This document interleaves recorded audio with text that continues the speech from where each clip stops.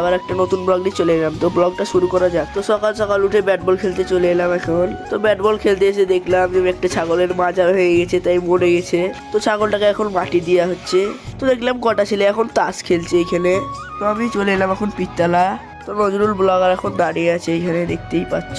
তো চলে যাচ্ছি আমি এখন বাড়ির দিকে।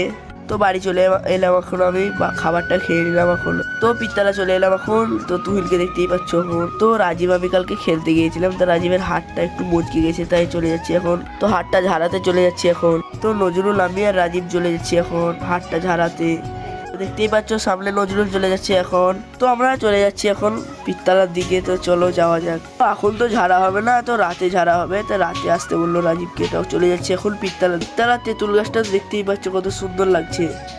তো শরীফকে দেখতে পেলাম একদম বুইয়া করে, ও অনেক খুশি হয়ে গেছে এখন। তো নজরুলের চুলটা এখন দেখতেই পাচ্ছ কত সুন্দর লাগছে। ভিডিওটা যদি ভালো লেগে থাকে তা like, comment, share and subscribe করে দিও।